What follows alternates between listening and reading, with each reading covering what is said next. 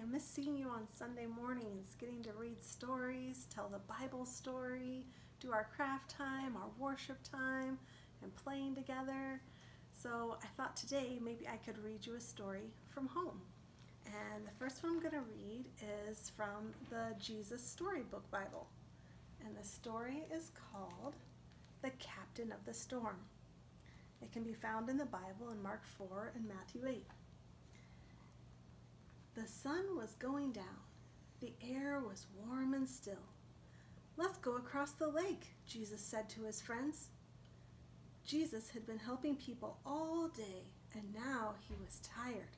So they left the crowds at the shore and set out in a small fishing boat. Jesus climbed into the boat to take a nap. As soon as Jesus' head touched the pillow, he fell fast asleep. It was a beautiful evening. A gentle breeze rustled the sails. The friends were chatting happily as they headed out into the middle of the lake. Everything was perfect, just right for a nice, quiet sail. They were only about halfway across when out of nowhere, whirling winds swept across the lake, fierce and strong like a hurricane. A blinding flash of lightning lit up the sky.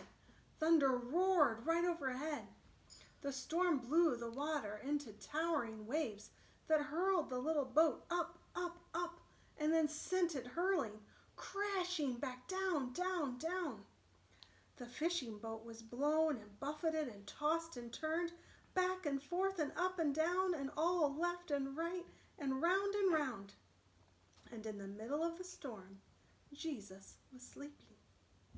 Now Jesus' friends had been fishermen all their lives, but in all their years fishing on this lake, they had never once seen a storm like this one. No matter how hard they struggled with their ropes and sails, they couldn't control their boat. This storm was too big for them. But the storm wasn't too big for Jesus. "Help!" they screamed. "Wake up! Quick, Jesus!" Jesus opened his eyes. "Rescue us! Save us!" they shrieked. "Don't you care?" Of course Jesus cared, and this was the very reason he had come, to rescue them and to save them. Jesus stood up and spoke to the storm. "Be still," he said. That's all. And the strangest thing happened. The wind and the waves recognized Jesus' voice. They had heard it before, of course. It was the same voice that had made them in the very beginning. They listened to Jesus and they did what he said. Immediately the wind stopped. The water calmed down. It glittered innocently in the moonlight and lapped quietly against the side of the boat as if nothing had happened. The little boat bobbed gently up and down. There was a deep stillness and a great quiet all around. Then Jesus turned to his wind-torn friends. "Why were you scared?" he asked. "Did you forget who I am? Did you believe your fears instead of me?" Jesus' friends were quiet as the wind and waves. And in their hearts came a different kind of storm. "What kind of man is this?" they asked themselves anxiously. "Even the winds and the waves obey him," they said, because they didn't understand. They didn't realize yet that Jesus was the Son of God. Jesus' friends had been so afraid that they had only seen the big waves. They had forgotten that if Jesus was with them, then they had nothing to be afraid of, no matter how small their boat or how big the storm. I like what that story tells us about Jesus, how he can calm our storms no matter what's going on in our lives right now. We know Jesus can give us a calm heart, just like he could for his disciples. Now, the second story I'm going to read to you is one of my family's favorites. And I said I keep missing your guys' big smiles. So the book I'm going to read is called I Love It When You Smile by Sam McBratney.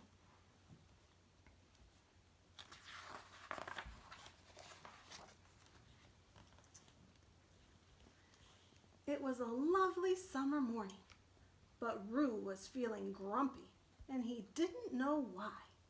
He was feeling so grumpy that he didn't even want to play. "What's wrong with you this morning?" asked his mother. "Nothing," said Roo. "You should smile," his mother said. "Everybody feels better when they smile." But little Roo wasn't in a smiling mood today, not even when his mother tickled him gently. "Did I see a tiny smile?" she asked. "Just one?" "No," said Roo, "you didn't." His mom reached out and flipped him head over heels. It was the kind of game that little kangaroos love to play. But would it work this grumpy morning? No, little Roo did not smile, not even a teeny-weeny bit. His mother skipped into a hollow tree where they liked to play. She popped her head through a hole in the trunk. "Smile!" "I still don't want to," said little Roo. "Oh dear," said his mom.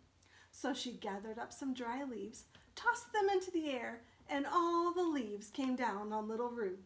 He looked so funny. "I think I can see a smile this time," his mom said and laughed. "Just a little one?" "You don't," said Roo. "I'm not smiling." "Oh well," said his mother with a sigh. It was time for breakfast. Little Roo's mom lifted him up. "Let's go down the hill together and find something to eat." "I'm not hungry," said Roo grumpily. "But I'm hungry," said his mom. "Come on." "Hold on tight," and off they went. Halfway down the hill, there was a hole. It wasn't a deep hole, but it was a wide hole, and a muddy at the bottom hole. "Look out!" cried Roo, but his mom was doing silly hops from side to side instead of looking where she was going, and slippity, slippity, slide, and slop right into the hole. What a mess! What a mess! Roo himself was muddy all over. Then he looked at his mother, who was soaking wet and slimy from the tops of her ears to the tips of her toes. And little Roo couldn't do anything else. He just had to smile. I love it when you smile. And I love seeing your big smiles. So one thing we can do from our story and from what we've learned in the Bible is when we are feeling a little bit grumpy, like maybe when we don't get to go play with our friends right now, or we don't get to do the things we usually get to do, we can feel a little grumpy sometimes too, like our friend Roo in our story. And one thing Jesus tells us to do is to think about what we're thankful for instead. When our hearts are thanking God for everything He's done for us, it's hard to be grumpy. So I thank God for each of you, my friends at Recast. I thank God for the Bible that He's given us, for the flowers that are growing right now, for the sunshine to keep us warm, for the rain to make the flowers grow and all the green grass that's coming up right now. There's so much to be thankful for, and I'm thankful for you. I can't wait to see your big smile again.